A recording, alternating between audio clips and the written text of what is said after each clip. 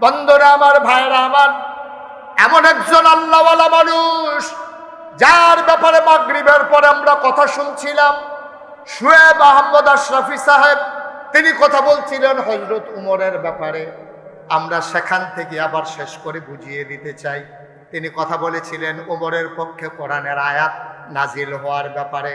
ও মুসলমান, কেমন মানুষ হলে তার মন মানসিকতার সাথে কোরআনের আয়াত মিলে যায়? একটু বিবেক খাটানোর দরকার আছে নাকি না? কেমন মন মানসিকতা, কেমন মানুষ হলে তার কথার সাথে কোরআনের আয়াত মিলে যায়, তার চিন্তার সাথে আল্লাহ ওহী নাজিল করে দেয়। এটা সাতটিখানি কথা, সুবহানাল্লাহ বলবেন না? এই উমর ছিলেন। এবার উমরের পরিচয় আমরা প্রথমে জেনে নেই। এই উমর ছিলেন ইসলামের দ্বিতীয় খলিফা। গোটা পৃথিবীটারে অর্ধেকটা করলে অর্ধেকটা পৃথিবীর শাসক ছিলেন হযরত উমর। আরো সহজ করে বলি, আপনি একটা মিষ্টি কুমড়া নিয়া ঠিক সমান সমান সাইজ করে মাঝে দিয়া কাটবেন। অর্ধেকটা মিষ্টি কুমড়া যেমন গোটা পৃথিবীটার অর্ধেকটা করলে অর্ধেকটার প্রেসিডেন্ট ছিলেন উমর। 31 লক্ষ বর্গমাইল স্থলভাগের অধিকারী ছিলেন হযরত উমর। হযরত উমর ছিলেন ইসলামের দ্বিতীয় খলিফা। হযরত উমর ছিলেন জান্নাতের সুসংবাদপ্রাপ্ত দ্বিতীয় মানুষ। হযরত উমরের ব্যাপারে আমার নবী বলেছেন, আনা খাতামুন নাবিয়্যিন লা নাবিয়্যা বাদি। উমর রে, আমার পরে নবী নাই, আমার পরে যদি নবী থাকতো তাইলে তুমি উমর আমার পরে নবী হইতে। সুবহানাল্লাহ বলবেন না? চারটিখানি কথা। এই হযরত উমর রাদিয়াল্লাহু তাআলা আনহু, তিনি যখন আবু বকর সিদ্দিক রাদিয়াল্লাহু তাআলা আনহুর ইন্তেকালের পরে তিনি যখন খলিফার আসনে আসীন হলেন, গোটা পৃথিবীর মানুষের কানে খবর পৌঁছে গেল মদিনায় এমন একজন শাসক এসেছেন। এই মানুষটার জামানায় ওই এলাকায় একটা কুকুরও না খেয়ে মারা যায় না। আর আসতে কোন সুবহানাল্লাহ, সুবহানাল্লাহর জায়গায় যার যার সুবহানাল্লাহ কইবেন, আমার লেগে বইয়ের ইস্যু কীর্তন আপনারা। হ্যাঁ বলেন সুবহানাল্লাহ, বলেন আলহামদুলিল্লাহ, বলেন আল্লাহু আকবার। সুবহানাল্লাহর জায়গায় আমার জন্য দেরি করার দরকার নেই, বলেন সুবহানাল্লাহ। তো হযরত উমর রাদিয়াল্লাহু তাআলা আনহু তার জমানায় যখন গোটা পৃথিবীতে, আচ্ছা শুনেন, এই ইউনিয়নটার নাম কি? নোয়াগাঁও। এই ইউনিয়নের চেয়ারম্যান সাহেব উনি পাস করার পরে ঘোষণা দিছে, আমার এই এলাকার, আমার ইউনিয়নের ভিতরে একটা কুত্তা যদি না খাইয়া মারা যায় তাহলে এটার জন্য আমি দায়ী। কোনো কুত্তা যদি দেহ রাস্তার কান্দাত পড়ে রয়েছে, খানার অভাবে জিব্বাটা বার করে দিয়ে বইয়া রয়েছে, আমারে খবর দিবা, আমি এই কুত্তারে বন্ধুটি খাওয়াই। উনি কইয়া দিছে মনে করেন। এখন এই কথাটা, এই ছেলে, এই তো মার্ডার হয়ে যাবো গা বারণের লিখে কথা দেখা মনে করছে, এটা কি কইলি তা? এই মাহফিলত আমি করতেছি বাড়িও না একটা করছে কি আপনার মাহফিলের মাঝখান থেকে বারণের লেগে এরকম কলুই দিয়া বর দিয়া আলু দিয়া আস্তে আস্তে আগাইতেছে। আমিও দেখি চাই না, যেই মাত্র কান্দাত গেছে আমি কেনাইরা কইছি করে যে দুপুরে ফালদিকা বাইরে পড়ছে, ওই প্যান্ডেলের বাস আইনা যে রাখছে প্যান্ডেল করণের লেগে আইক কলা বাসের মধ্যে লাগিয়া সারেট করে নতুন লুঙ্গিটা নাই, লাভের দূরে দইছে, এত এখন পুশ করে আটে সেরালাই শুধু বাইরে দিয়ে বাইক গেলে কি জবাব দিবে এই চিন্তা যত অন্য কোনো গেছে বাইতো গেছে, তার বউ ধরবো তুমি নতুন লুঙ্গি ছিল কেমনি এটা কইয়া যাও, তে যে এই কারবার করতে গেছে এটা কোনো যায় না। এত বুদ্ধি খাটানোর দরকার নাই ভাই, বসেন, আমি তো যাব সেই কুমিল্লা, আর আপনারা এখানে তো বাড়িতে গিয়ে শুয়ে যাবেন, এত টেনশনের কি আছে? আমি ছাড়তে চাইলে আপনারা শুনবেন, এটা হইলো আদব। আল্লাহ যেন কবুল করে, সবাই কোন আমিন।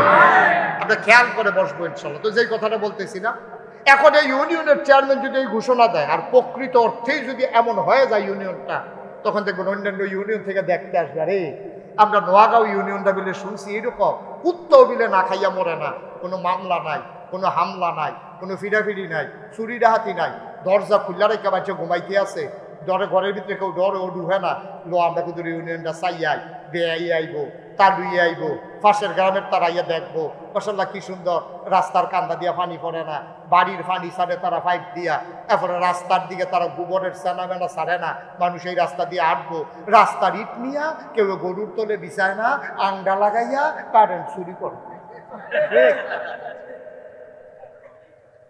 এই দিক সব দেখা টেক্কা সেটা যাইব, সবাই আইব দেখতো, কেউ কথাটা মিলেনি, কথা না ঠিক নেই? কারণ এই দেশটার ভিতরে এত শান্তি আর শান্তি, ইউনিয়নটা দাঁড়া বাংলাদেশে কোনোখানে শান্তি নাই। আর এই জায়গার ভিতরে বিলে এইরকম কারবার ঘুরতে রয়েছে, রাস্তার মুড়ে বিলে বিলে ফুল বাগান হয়ে রয়েছে, মানুষ বিলে সুন্দর করে আটতে আছে, কেউ কোনো ঝামেলা নাই, কিচ্ছু নাই, মামলা নাই, হামলা নাই। মাইয়াফানটা ফলাফেনে বইয়া বইয়া ব্রিজের উপরে বিলে টিটকারি মস্কারা মারে না। মাইয়াফান যাইতে আছে স্কুলে, ফলাফেন আরেক লাইনে যাইতে আছে, এক লাইনে মাইয়াফান চলে, আরেক লাইনে ফলাফেন চলে, কেউ কাউরে টিটকারি মস্কারা করে না। খুঁজে প্রত্যেক দিন নামাজের ভিতরে হাজিরা হয়, ইমাম সাহেব হাজিরা রাখে মুরব্বীরা, ফলাফেনে হাজিরা রাখে ফলাফেনে। খেলা চলে গ্রামের ভিতরে, যেই মাত্র আসরের আজান দিছে একটা ফলা খপ করে বলগাড়ি দৌড়া লায়, অন্য ফলাফেনে জিগায় কিরে বল দর্শক কিরে, নাগাইশের ফিরসা বুঝে কইয়া গেছে আগে নামাজ তারপরে খেলা, ঠিক কিনা? এত সুন্দর গ্রাম দেখলে সবাই চাইতে আইব। পৃথিবীর ভিতরে উমর যখন এত একটা রেকর্ড করে লাইছে, পৃথিবীর বিভিন্ন দেশ থেকে মানুষ এতে আছে চাইতো, এর ভিতরে একবার আইস ভিতরে আইয়া সেটা আরেকবার আরেক দেখা পাইছে, দেখা পাইলে কয় ভাই আপনার বাড়ি কই? বাড়ি দেখাবে। কয় আপনি কি এই দেশে? হয় এই দেশে তো। কয় আপনার হচ্ছে প্রেসিডেন্ট। এবার কয় কার কথা কও? কয় প্রেসিডেন্ট। আপনি গুলো ইতাম কয় তৈলে কি প্রধানমন্ত্রী? কয় না এইটাও না। কয় রাজা বাদশাহ? কয় এইটা তো ফইলেই না। কত তোমরা দেশটা চালাই কেন? তো এইটা না কইবা। মদিনার মুসলমান ডাক দিয়া কয় আমার দেশে প্রেসিডেন্টও নাই, প্রধানমন্ত্রীও নাই, রাজাও বাদশাহ নাই।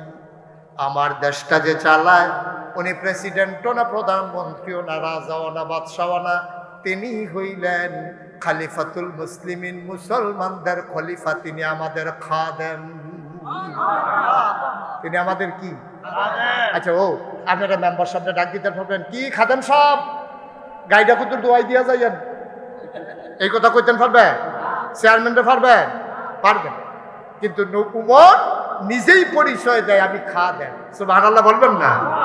মদিনার মানুষ কয় তিনি আমাদের খাদেম। কয় বুঝলাম বুঝলাম, তিনি তোমাদের খাদেম। ওনার রাজপ্রাসাদটা কই? উনি যেই বাড়িতে ঘুমায় ওনার সেই বাড়ি বাউন্ডারি, উঁচা বাউন্ডারি দেওয়া বাড়িটা কয়? কয় বুঝলাম না। কয় রাজপ্রাসাদ কি? কারে আমাদের ইরানে তোরানে ওখানে বিরাট রাজপ্রাসাদ, ওই বিরাট ওয়াল করা জেলখানার মতো, শত্রুপক্ষ যেন আক্রমণ করতে না পারে এমন বিরাট বাড়িতে আমাদের বাদশা ঘুমায়। তোমাদের যিনি খাদেম ওনার বাড়ি কোনটা? রাজপ্রাসাদটা কই? এবার মদিনার মুসলমান আঙ্গুল দিয়া দেখাই দিলেন ওই যে মাটির ওয়াল করা খেজুর পাতার ছাউনির ঘর, এটাই আমাদের উমরের ঘর। মদিনার মুসলমান কয় কি তারে? আমি যে গেলাম প্রেসিডেন্ট কো, তারা কয় খা দেয়, তখন বাচ্চা করা দেখাই দেয়, এটা দিলে বিলে বেড়ায় খায়। আমার কি পাগল পাগল লাগতেছে নাকি না বেহতার লাগতে আছে? তখন হ্যাঁ বেড়ায় বিদেশি মেহমান কইতেছে ভাই এই যে উমরের ঘর। কয় হ। তো কয় বেটা সিকিউরিটি ফোর্স? কয় বুঝলাম না। কয় স্পেশাল গার্ড? কয় বুঝলাম না। আর এমপি সব এলাকা তাইলে সামনে দিয়ে পুলিশের গাড়ি পে পু এরকম করে না? তো এইটা তোমরা এরকম আছে না, উমরে পাহারা টাহারা দেয়। এবার মদিনার মুসলমান খেয়ে গেছে, কয় বেটা মুখে দিয়া যাই তাই কয়, এতক্ষণ কিচ্ছু কই নাই। উমরকে পাহারা দেবে এই কইলজাওয়ালা বেড়া মদিনায় কে আছে? বরঞ্চ উমর মাঝ রাতে উঠে চাবুক নিয়ে ঘুরে ঘুরে পাহারা দেয়, কে খায় কে খায় না, কে ঘুমায় কে ঘুমায় না। সুবহানাল্লাহ বলবেন? উমরকে পাহারা দিতে পারে এমন কলিজাওয়ালা মানুষ মদিনায় নাই। আমাদের উমর পাহারা দেয় কে খায় কে খায় না, কে ঘুমায় কে ঘুমায় না। কয় বুঝলাম না। কয় শোনো শোনো শোনো ঘটনা শোনো, আমাদের উমর কেমন খলিফা তুমি তো জানো না রে ভাই। একদিনের কথা শোনো, মা এশারের নামাজ পড়ে সামান্য একটু ঘুমিয়ে সবাই যখন অঘুর ঘুমে অচেতন, আমাদের খলিফা উমর তিনি বের হয়ে গেলেন। তিনি একটা চামড়ার চাবুক নিয়ে তিনি বের হয়ে গেলেন অজপাড়াগায় নিবৃত পল্লীতে, বর্ডার বেল্টে। তিনি সীমান্ত এলাকায় চলে গেলেন। তিনি ঘুরে ঘুরে পাহারা দেয়, কে খায় কে খায় না, কে ঘুমায় কে ঘুমায় না।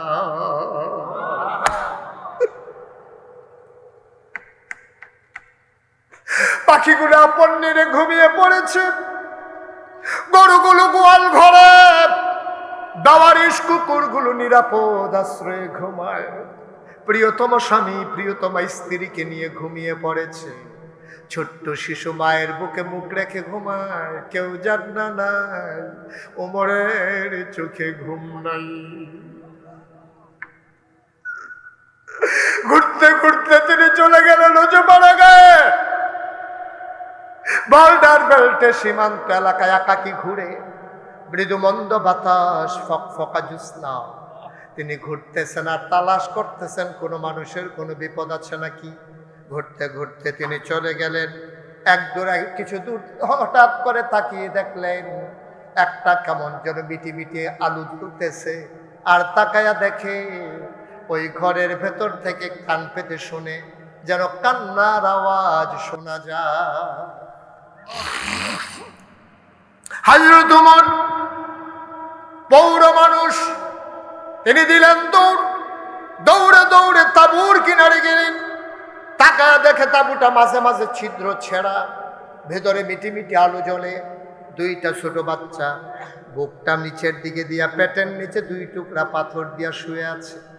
আর মাটা চুলার ভিতরে আগুন জ্বালাইয়া একটা পাতিলার ভিতরে পানি দিয়া কয়েক টুকরা পাথর দিয়া কাঠি দিয়া নাড়তেছে আর চোখের পানি মুছতেছে। বাচ্চারা কাঁদতেছে, মা তুমি না বলেছ ইসলামের মুসলমানের দেশে খাবারের অভাব নাই, তুমি না বলেছ ওমরের দেশে কুকুর না খেয়ে মারা যায় না, ওই 3 দিন ধরে কাফেরের দেশে খাই নাই গো মা, মুসলমানের দেশে আসলাম খাবারের আশায়, সকালবেলা আসলাম কোনো খাবার কেউ দিল না, দুপুর হয়ে গেল কেউ খবর নিল না, বিকেল হয়ে গেল, সূর্য হারিয়ে গেল পশ্চিম আকাশে, আম্মা আম্মা গো কেউ আমাদের খবর নিল না। রাত পার হয়ে যায়, কই তোমার উমর, কই তোমার ইসলাম, কই তোমার মুসলমান, কেউ তো খবর নিল না গো আম্মা।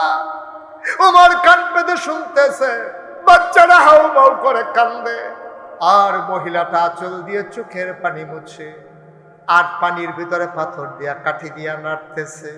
বাচ্চাদেরকে মিথ্যা সান্ত্বনা দেয়, ও বাবারা ঘুমিয়ে পড়ো, তোমাদের জন্য খাবার রান্না করতেছি, কিছুক্ষণের ভিতরে খাবার হয়ে যাবে, তাইলে আমি তোমাদেরকে ডেকে নেব, এখন ঘুমিয়ে পড়ো। মায়ের চিন্তা হলো বাচ্চারা যদি ঘুমিয়ে যায় খাবারের জন্য আর বিরক্ত করবে না।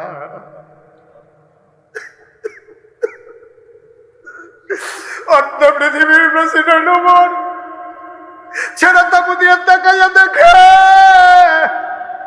চোখ দিয়ে টুপ টুপ করে পানি পড়তেছে, কপালে ঘাম জমে গেছে, ওই কপালের ভেতরে চিন্তার বলি রেখা দেখা দিয়েছে। তিনি টেনশনে পড়ে গেলেন, হাউ মাউ করে চিৎকারও করতে পারেন না, মানুষেরা টের পেয়ে যাবে। তিনি হঠাৎ চিন্তায় পড়ে গেলেন, কিয়ামতের ময়দানে আল্লাহ যদি আমার ডাক দেয় আমি কি জবাব দেব। তিনি দিলেন দৌড়, দৌড়ে দৌড়ে দৌড়ে দৌড়ে তিনি মদিনায় যেখানে রাষ্ট্রীয় গোডাউন মাল সামানা যেখানে জমা করা আছে, গোডাউনের দরজায় গিয়ে দাঁড়ালেন। দাঁড়িয়ে তিনি আস্তে করে দারোয়ানকে ডাক দিলেন, দরজায় নক করলেন, দারোয়ান দরজা খুলে দিলেন। হযরত ওমরকে দেখে বললেন, আসসালামু আলাইকুম ইয়া আমিরাল মুমিনিন ইয়া খলিফাতাল মুসলিমিন, এত রাতে কেন আপনি এসেছেন? ওমর ডাক দেয়া কয়, ভাই তাড়াতাড়ি করো, বস্তার ভিতরে একটু আটা দাও, কিছু সবজি দাও, পাকা খেজুর দাও, বস্তার বুকটা শক্ত করে বেঁধে দাও। বস্তার ভিতরে আটা দেওয়া হলো, খেজুর দেওয়া হলো, সবজি দেওয়া হলো, বস্তার মুখ বেঁধে দেওয়া হলো। 2 জন কর্মচারী পিছনে এসে দাঁড়িয়ে আছে, ইয়া আমিরাল মুমিনিন, দয়া করে আপনি সামনে সামনে চলুন, আমরা বস্তা নিয়ে আসতেছি। ওমর বলে, তোমরা কারা? আমরা রাষ্ট্রের কর্মচারী। তোমাদেরকে কে ডেকেছে? কয় কেউ ডাকে নাই, আপনার আওয়াজ শুনে ঘুম ভেঙে গেছে, আমরা আপনার পেছনে পেছনে আসতেছি, আপনি সামনে যান। ওমর বলে, না কেউ লাগবে না, বস্তাটা 2 জন ধরে আমার মাথায় উঠাই দাও।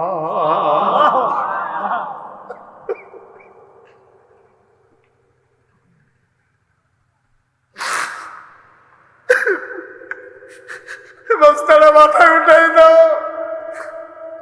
কর্মচারীরা আমরা রিজাইন দেব, চাকরি করব না, আমরা থাকতে আপনি যদি বস্তা মাথায় নেবেন তাইলে আমাদেরকে কেন রেখেছেন? আমাদেরকে বিদায় করে দেন। ওমর বলে, কেন? আমি বস্তা নিলে সমস্যা কি? দায়িত্ব আমার, বস্তা তাড়াতাড়ি আমার মাথায় দাও। যুবকেরা বলে, কর্মচারীরা বলে, না, আপনি সামনে সামনে যান, আমরা বস্তা নিয়ে আসতেছি। ও আইরনের মুসলমান, মুশতাক ফয়েজি কোনোদিন তোমাদের কাছে আসে নাই, আর কোনোদিন আসবো কিনা জানি না। কোনোদিন যদি মুশতাক ফয়েজি না আসে, মনে রাখবা আমি এসেছিলাম, মনে রাখবা আমি কথা কয়টা বলে গেলাম। মাইনা মাইনা চইল, একদিন তো তুমি মরেই যাবা। তোমার যেই দিন কাফন পরাইয়া মাটির কবরে দাফন করে দেবে, এমন একটা জিন্দেগি কইরো রে ভাই, সবাই দেখো মাটির কবর, তুমি যেন মাটির কবর বাটি নাই, তুমি যেন দেখো মাটির কবর জান্নাতের টুকরা হয়ে গেছে।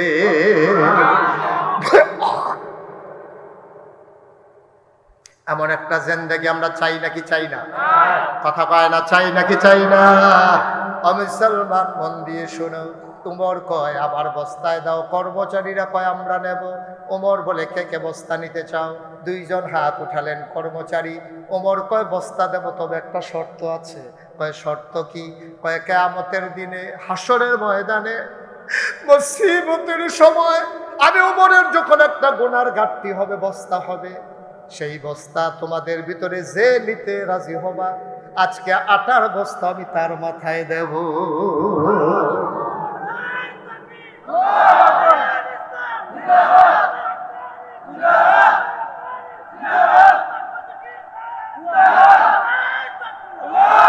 আমি তার মাথায় বস্তা দেব। যে মানুষটা কিয়ামতের ময়দানে আমার গুনার বস্তা নেবা, এখন আর কেউ আগায় না, সবাই পেছনে পড়ে গেছে। উমর কয়, জানতাম, এটা আমি জানতাম, আমার স্ত্রী আমার গুনার ভাগ নেবে না। আইরনের মানুষ, কোন চিন্তায় সংসার করতেছ? নিজের স্ত্রীর জন্য, সন্তানের জন্য তুমি সুদে টাকা খাইয়া টাকা বাড়াই দিয়া যাইতেছ। 5 কানি জমিন তুমি 10 কানি বাড়াই দিয়া যাইতেছ। তুমি নতুন বাড়ি করে দিচ্ছ, বাচ্চারা ওই বাড়িতে ঘুমাবে। তুমি এই বাড়ি বানাইতে গিয়া কতদিন তুমি নামাজ কাজা করেছো, তুমি জুমার নামাজও কাজা করে ফেলেছো। এই ঘর বানাইতে গিয়া তুমি আজকে মরে দেখো রে ভাই, তোমার লাশটা যদি ঘরের বাইরে নেয়, তোমার বিবি বৃষ্টির ভিতরেও তোমার লাশটা আর ঘরে ফিরাবে না, ঠিক কিনা? কি রঙের ঘোড়া দৌড়াইতেছি আমরা। এই বিবির জন্য তুমি কি না করেছো? এই সন্তানের জন্য তুমি কি না করছো? আজকে মাহফিলের পরে বাড়িতে গিয়ে তোমার বিবিরে জিগাইবা, ও বিবি, আমার জীবনে যত গুনাহ তুমি ভাগ নেবা নাকি? দেখবেন অপর দিকে মুখ ফিরাই ফেলবে, মুচকে হাসি দিয়া বলবে, আমার গুনাহ নিয়ে আমি টেনশনে আছি, তোমার গুনাহ নেব কখন? কেন তুমি এই কাজ করছো? তুমি কি না করছো? তুমি, তোমার আব্বা, তোমার আম্মা তোমার কত কষ্ট করে বিদেশ পাঠাইছে। আরে তুমি তো জানো না, তোমার সব হয়ে গেছে, তোমার টিকেটের টাকা নাই, তোমার আব্বা পাগলের মতো দৌড়াইতে আছে, কেউ টাকা দেয় না। তোমার আব্বা পেরেশানি দেখা, তোমার আম্মা তোমার আব্বার পেরেশানি দেখা ওই সন্দুকের নিচ থেকে ওই 40 বছর আগে বাবা দিছিল একটা কানের এই গলার মালা, সেইটারে পেঁচাইয়া তেনা দিয়া রাইখা দিছিল, যেটা আমি বিপদের দিনে কাজে লাগবে। ওই তেনা পেঁচানো সেই স্বর্ণের চেনটা বাইর করে দিয়া কানতেছে। আব্বা দিছিল, বড় আব্বার স্মৃতি। বিয়ার সময় আব্বা অনেক কষ্ট করে 2 ঘন্টা খেত বেচা আমার বিয়াতে এই চেনটা দিছিল, নেন এটা বেচা আমার ফুটের জন্য টিকিট কাটে। সেই টিকিট কাইটা তুমি বিদেশ গেছো, বিদেশ গিয়া তুমি টাকা জমাইছো, তুমি সিগারেটের প্যাকেটের ভিতরে পেঁচাইয়া তুমি ফুকবাড়ার কুদ্দুসের কাছে তোমার বউয়ের লেগা কানে গলার মালা পাড়াইছো। তোমার মায়ের কথা মনে নাই, ঠিক কিনা? তোমার মায়ের কথা মনে নাই? সেন ব্যস্ত তোমার মায়, সেন পায় তোমার বউয়ে। তুমি বোকা, তুমি নাদান, তুমি মূর্খ, তুমি মায়ের অযোগ্য সন্তান, ঠিক কিনা বলো? তোমার উচিত ছিল তোমার মায়ের কাছে চেনটা পাঠানো, যে আম্মা তোমার চেনটা আমি ঋণী, আমি একটা চেন কিনতে পারছি আম্মা, এটা তোমারে পাঠাইলাম। তোমার মা এত বোকা না, তোমার মায়ের চেনটা পাইয়া কি করতো জানো? একবার বলতো, বউ রে বউ গো, আমার ফুতে চেন ফাটাইছে, দেখি আমার গলা পরাই দাও, দেখি কেমন দেখা যায়। চেনটা দিয়ে তোমার মা কাঁদতো, তোমার জন্য দোয়া করতো, তারপরে এই সেন্টটা খুইলা তোমার বউয়ের গলায় পরাই দিত। ঠিক কিনা বলো? তোমার মা বুড়া বেডি সেন্ট পরার লেগে এত পাগল না, তুমি ব্যাকল। তুমি সুন্দর করে মারে দিলে তোমার বউয়ে পাইতো, কিন্তু তুমি বউয়েরে দিয়া মার কলজাটারে ভাঙ্গা লাইছো। ঠিক কিনা কর? খুব খেয়াল রাখতে। তোমার গোনার ভাগ তোমার বউ নেবে না, তোমার গোনার ভাগ তোমার ছেলে নেবে না, তোমার মেয়ে নেবে না। ওমর ডাক দেয়া কয়, কথা মনে আছে নাকি? ওমর ডাক দেয়া কয়, গোনার ভাগ যে নেবে তার মাথায় আটার বস্তা দেব, কেউ আর আগায় না। ওমর কয়, জানতাম কেউ নেবা না, দাও দাও দাও, আমার গোনার বস্তা আমাকে যেহেতু নিতে হবে কিয়ামতের ময়দানে, আজকে আমার দায়িত্বের আটার বস্তাটাও আমার মাথায় উঠাই দাও। দুইজন ধরে আটার বস্তাটা ওমরের মাথায় উঠাই দিল। ওমর আস্তে করে, বুড়া মানুষ আটার বস্তা নিয়ে মরুভূমির মাঝে হাঁটতেছে। আকাশের চাঁদটা দেখে লজ্জা পাইছে, ব্যাগের আড়ালে লুকাই গেছে। সুবহানাল্লাহ বলবেন না? আকাশের চাঁদটা যেন মনে মনে ডেকে কয়, মাওলা এটা কি দেখলাম মাওলা? হযরত ওমর অর্ধ পৃথিবীর প্রেসিডেন্ট, জান্নাতের সুসংবাদ প্রাপ্ত দ্বিতীয় মানুষ, ওয়া আমিরুল মুমিনিন, খলিফাতুল মুসলিমিন। এই উমর কেন আজকে মাথার ভিতরে আটার বস্তা নিয়ে দৌড়ায়? ফেরেশতারা চিৎকার করে কান্দে, মাওলা এই মানুষটি তুমি বানাইছিলা মাওলা, এরা কেমন মানুষ গো মাওলা? উমর দৌড়ায় দৌড়ায় দৌড়ায়, দৌড়তে দৌড়তে ঘামতে ঘামতে তিনি ওই মরু প্রান্তরে বর্ডার বেল্টে সীমান্ত এলাকায় ওই ছেঁড়া তাঁবুর সামনে গিয়ে দাঁড়ালেন। সালাম দিলেন, আসসালামু আলাইকুম। ভেতর থেকে মহিলা কয়, ওয়ালাইকুম আসসালাম। ওমর ডাক দেয়া কয়, মা ও মা, দরজা খুলে দাও গো মা। তাকায়া দেখো কে তোমার দরজায় দাঁড়িয়ে আছে।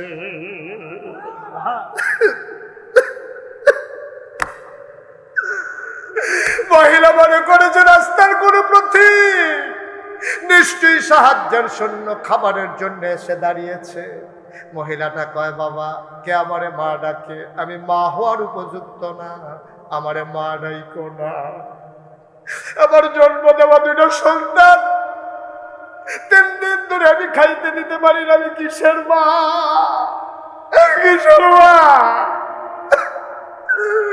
আমার মা ডাইকো না, আমি মা হওয়ার উপযুক্ত না, পেটে সন্তান ধরেছি, খাবার দিতে পারি না, তুমি অন্য তাঁবুতে যাও, আরেকদিন আইসো, আমি পারলে তোমারে সাহায্য দেব। ওমর ডাক দেয়া কয়, মা ও মা, তুমি আমারে চিনো নাই গো মা, আমার কোনো সাহায্য লাগবে না, দয়া করে দরজাটা খুলে দাও। মহিলা দরজা খুলে দিলেন। তাকাইয়া দেখে একটা আধা পাকা আধা কাঁচা দাড়িওয়ালা একটা মানুষ দাঁড়িয়ে আছে, মাথার ভিতরে একটা বস্তা। মহিলা ডাক দেয়া কয়, তুমি কে বাবা? চিনলাম না। কয়, মা আমারই চিনবা না, এই এলাকাতেই আমার বাড়ি, আমি যাচ্ছিলাম তোমার তাঁবুর কেনার থেকে, 3 দিন ধরে তোমার বাচ্চারা খায় না গো মা, এই জন্য চিন্তা করলাম কিছু খাবার দেওয়া দরকার। আমার কাছে সামান্য কিছু আটা ছিল, খেজুর ছিল, সবজি ছিল, মা দরজা খুলে দাও, অনুমতি দাও, ভিতরে আসি। মহিলা ডাক দেয়া কয়, ভিতরে আসো। বলে যে, মা বস্তাটা একটু ধরে নামাও। মহিলারা ধরলেন, বস্তা নামালেন। ওমর ডাক দেয়া কয়, আম্মা তুমি একটা কাজ করো, তাড়াতাড়ি আটা গুলে কয়টা রুটি বানাও, এই ফাঁকে আমি ফু দিয়া নিভে যাওয়া আগুনটা ধরাই দেই। তুমি রুটি বানাও আর আমি ফু দিয়ে একটা আগুন ধরাই। অর্ধ পৃথিবীর প্রেসিডেন্ট, আমিরুল মুমিনিন, খলিফাতুল মুসলিমিন, নবীর পরে যিনি নবী হবেন, নবী ঘোষণা দিয়েছেন যদি নবী থাকতো, সেই উমর চুলার ভিতরে ফু দিয়ে আগুন ধরায় আর মহিলা আটা গুলতেছে। ইসলাম ইসলাম ইসলাম। আমরাও মুসলমান, তারাও মুসলমান। না লজ্জায় সামনে দাঁড়াইতে পারবো আমরা? কিয়ামতের ময়দানে তাদের সামনে লজ্জায় আমরা দাঁড়াইতেও পারবো না। জান্নাতের আশা করবো দূরের কথা, তাদের সামনে লজ্জায় দাঁড়াইতেও পারবো না, হার পালাই যাইতে হবে। এই মানুষগুলা জান্নাত নিয়ে বড় টেনশনে আছে, জবাব নিয়ে বড় টেনশনে আছে, আর আমরা কি রঙ্গের গোড়া দৌড়াইতে আছি। কিয়ামতের ময়দানে হিসাব দেব, এই কথাটা যেন আমরা ভুলেই গেছি। ঠিক কিনা? হযরত ওমর তিনি ফু দিয়ে আগুন ধরাইতেছে, অর্ধ পৃথিবীর প্রেসিডেন্ট, আর মহিলাটা আটা গুলতেছে। আটটা গোলা হলো, রুটি বানানো হলো। ওমর ফু দিয়ে নিভে যাওয়া আগুন ধরালেন। তিনি বললেন, আম্মা আমার কাছে রুটি গুলে গুলে রুটি বানিয়ে আমার হাতে দাও, আমি তার ভিতরে খোলার ভিতরে সেঁকতেছি। মহিলা রুটি বানাই দেয়, ওমর খোলার ভিতরে দিয়া 2টা রুটি সেঁকলেন। আবার উমর ডাক দেব, আম্মা আম্মা গো, আমার ভাইয়ারা খায় নাই গো আম্মা, 3 দিন হয় ভাইয়ারা খায় নাই, কাঁদতে কাঁদতে দুর্বল শরীরটা নিয়ে ঘুমাই গেছে, তুমি যদি অনুমতি দাও আমি কি উঠাই গো আম্মা। মহিলা ডাক দিয়া বলে, বাবা উঠাও। এবার উমর 2টা ছেলেকে দেখলেন, ভাই উঠো। বাচ্চাগুলো উঠলো। ওমর রুটি ছিঁড়ে টুকরা করে খেজুরের বিচিটা ফেলে ভেতরে খেজুর দিয়া বাচ্চাদের মুখের কাছে একটা লোকমা নেয়। ওমর কয়, খোদার কসম, আমি জীবনে অনেক ক্ষুধার্ত মানুষ দেখেছি, খাবার নিয়ে কারাকারি করতে দেখেছি, আমি এমন কারাকারি কাউকে করতে দেখি নাই। আমি লোকমা নেই, একটা মুখ চলে আসে 2টা, আমি একটা লোকমা নেই, 2টা মুখ চলে আসে আমার কাছে। আমি একটা মুখ ধাক্কা দিই, আরেক মুখে লুকমা দিই, আবার এই মুখ ধাক্কা দিয়ে ওই মুখে লুকমা দিই। বাচ্চাগুলা খাবার খেলো, পেট ভরে গেল, পানি খেলো, ওরা আবার শুয়ে পড়লো। আমি বললাম, মা মা গো, আর বাচ্চারা কানবে না, এবার আমি তোমার রুটি দেই, তুমি খাও। মহিলাটা কয়, না বাবা আমার রুটি লাগবে না। পরের দিন সকালবেলা বাচ্চাগুলো আবার কানবে, আমি রুটি দেবো কোত্থেকে, আমি খাইতে পারবো না। ওমর বলে, মা একটা রুটি তুমি খাও। মহিলা গলায় নিলেন, চিবুলেন, ঢুক গিলতে পারেন না, গাল বেয়ে বেয়ে টপ টপ করে পানি পড়ে। মহিলা বারবার উপরের দিকে তাকায়, তাকায়া দেখে বুড়া মানুষটার চোখ বেয়ে বেয়ে, দাড়ি বেয়ে বেয়ে পানি পড়ে, পাঞ্জাবির সামনের অংশ ভিজে গেছে।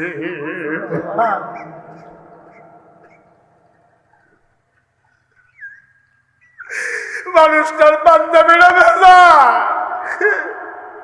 দাঁড়িয়ে বেয়ে বেয়ে টপ টপ করে চোখের পানি পড়ে।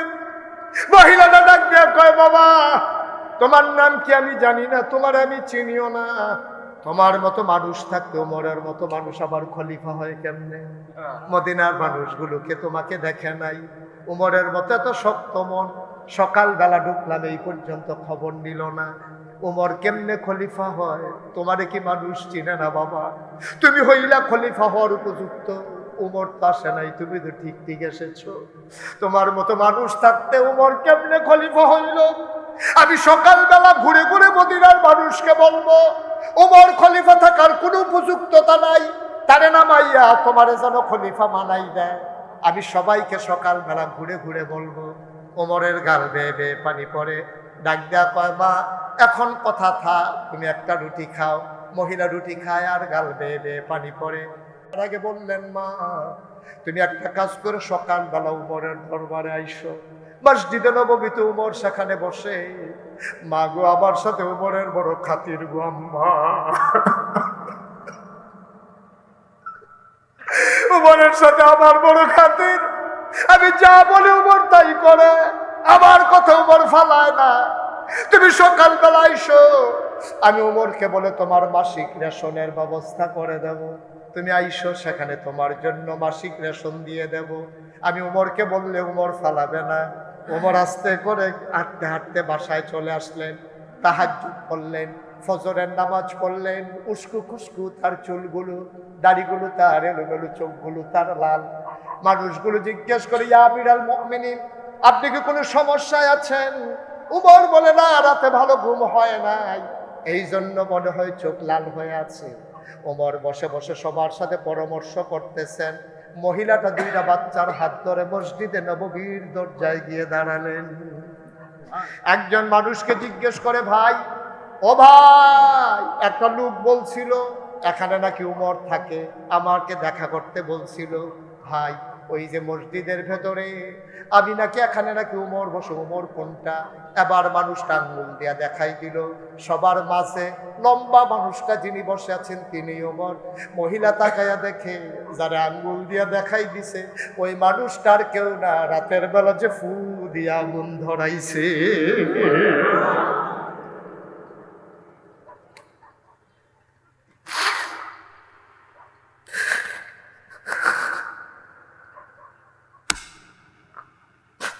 মহিলারা ভয় পেয়ে গেলেন,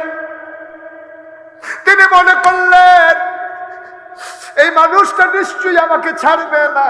আমি শুনে শুনে তারা গালিগালাজ করছি, আমি তারা কত সত্য কথা বলছি, এই মানুষটা আমারে ছাড়বে না রে।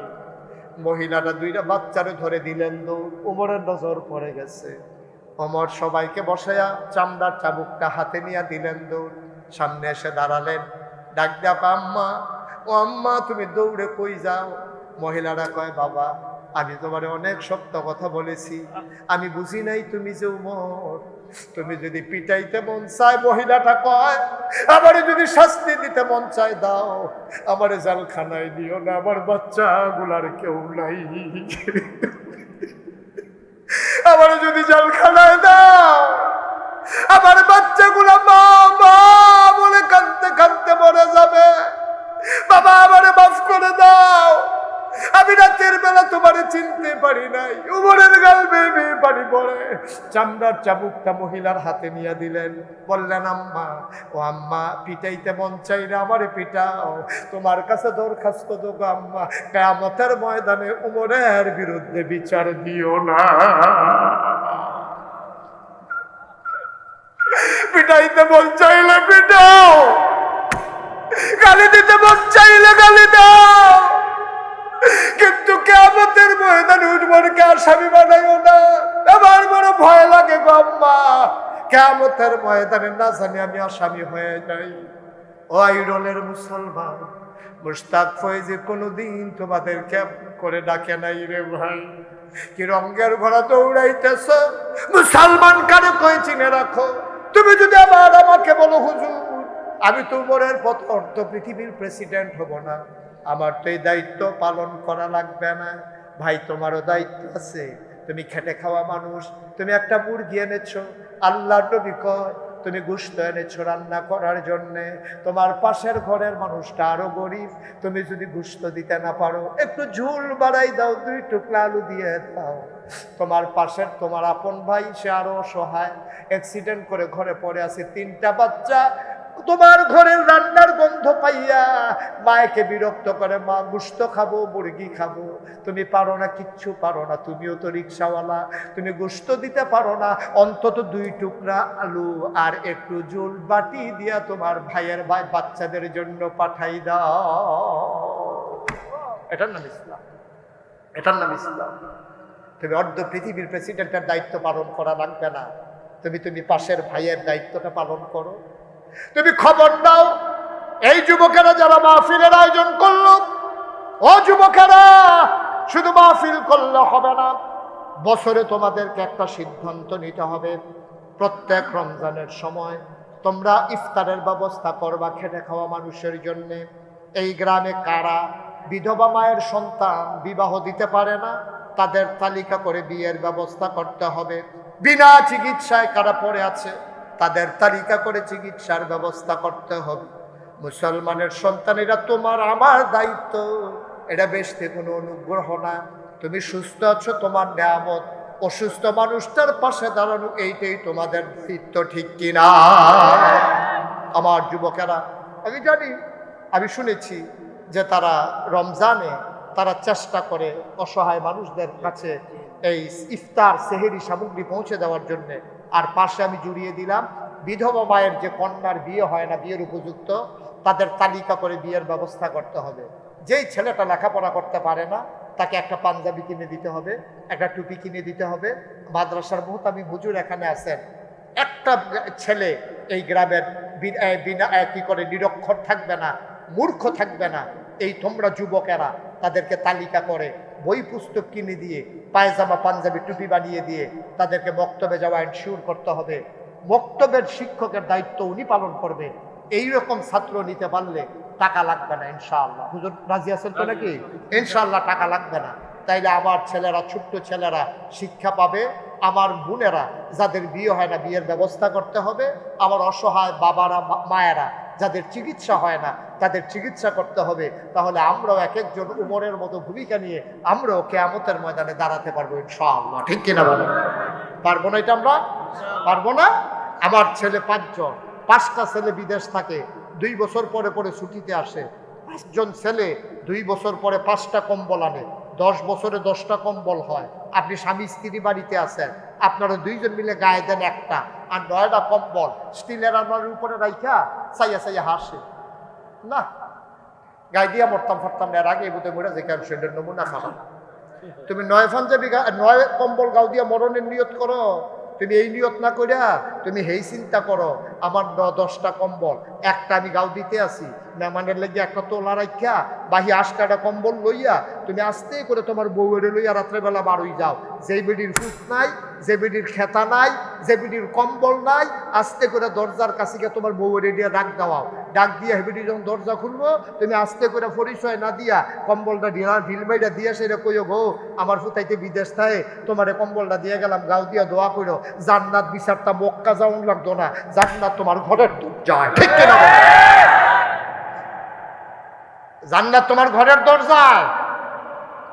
তুমি বছরে বছরে সৌদি আরব যাও জান্নাত বিচারতা, হজরা সদস্যমা দিয়া কই যাইতেছে আল্লাহ 2 বছর লাগে যে গোনা করছি মাপ চাইয়া যাইতে আছি, গোনা করে আবার আইতে আছে বাক ফার করে এমনি সিহন জিংলা দিয়ে উদাম করে না ফাত করে খিসন যাইতো তাদের অসভ্য। জান্নাত বিচারে মক্কা শরীফ গিয়া আর লগের ঘরের বেরিয়ে কম্বল ছাড়া থরথরাইয়া কাফে, তুই বেটা 10 কম্বলের ফেঁচাই আছে আইসাস বউয়ের লইয়া ফ্যানওয়ালা ফুল হইল সুবা দিয়া ধরে বুটবুটি ছোটান দেখতো তাদের কথা মনে থাকবে ইনশাআল্লাহ। আল্লাহ যেন কবুল করে, সবাই পরে আমিন। আমার যা আছে আমি সামান্য আছে, এই সামান্য দিয়া আমি দুঃখী মানুষের পাশে দাঁড়াবো, এটার নাম হচ্ছে ইসলাম, এটার নাম হচ্ছে ইসলাম। খালি আমি আমি আমি না না, আমিটা ছাড়া কিচ্ছু বুঝছে নাতে, আমি তো তুমি চাইতে হতে রাজি না, আর আমরা কইবো তো পরের কথা, আমি তুমি আমরা, এটার নাম হলো ইসলাম। আমিও তুমিও আমরা সবাই, ঠিক কিনা বলো? তুমি আঙ্গুল ফুললে কলা গাছ হয়ে যাইবা গা, তুমি পয়সাওয়ালা মানুষ হইছ দুনিয়ায়। রমজানের সময় মাইকিং করে, এবার আইয়া দিব জাকাতের কাপড় দিব, লাইন ধরে নকলে লাইন ধরেন, মা ডয়েন্ডার লাইন ধরে, তোর জাকাতের গুষ্টি মারি আমি অসভ্য। জাকাত দিত গিয়ে ফোনটা বুঝতাম সারাইয়া মাইরা লাইছে, ঠিক কিনা কও? এই যারা জাকাত নিতে আইছে দুনিয়ার মানুষ তে দেয় না, ওই সাংবাদিকরা দেখাইব বেশি মানুষ, বেশি মানুষ দেখানোর লেগা তে দুনিয়ার মানুষের লাইন ধরাইছে। এই জাকাত তোরে কে শিখাইছে? অসভ্য বেয়াদব, জাকাত দেওয়া কে শিখাইছে তোমারে? এই জাকাতের সিস্টেম না, জাকাত হলো রাতের বেলা অন্ধকারের ভিতরে তুমি চুপি চুপি নিয়ে দিয়ে আসবা, তুমি যে দিছো সে যেন না জানে, সে যে তুমি যে সেজে পাইছে তুমি যেন না জানো, এইভাবে চুরি করে তুমি জাকাত দিয়ে আসবা। জাকাত কোনো দান না, তোমার গরিবের তোমার কাছে পাওনা টাকা, ঠিক কিনা কও? জাকাত তোমার কাছে ফানা ফানা, এটা কোনো দান না, অনুগ্রহ না, বরং অনুগ্রহ করছে তোমারে, তুমি তার অনুগ্রহ করো নাই, তোমার জাকাত নিয়া তোমারে গোনার থেকে বাঁচাইছে, ঠিক কিনা কও? তুমি জাকাত না দিলে গোনাগার হইল, হেতে জাকাতরা না নিলে তুমি লইয়া লইয়া হাত নাও, জাকাত নই না পাইলা নাও, হেতে নিয়া তোমার জাহান্নামতে বাঁচাই দিছে। সুতরাং তুমি তোমার প্রতি কৃতজ্ঞ না, তুমি তার প্রতি কৃতজ্ঞ যে ভাই আমার জাকাতরা নিয়ে আপনি বাঁচাইছেন, ঠিক কিনা কও? জাকাত কোনো দান না, জাকাত হলো গরিবের ধনীর কাছে পাওনা, ফাউন্ডা টাকা।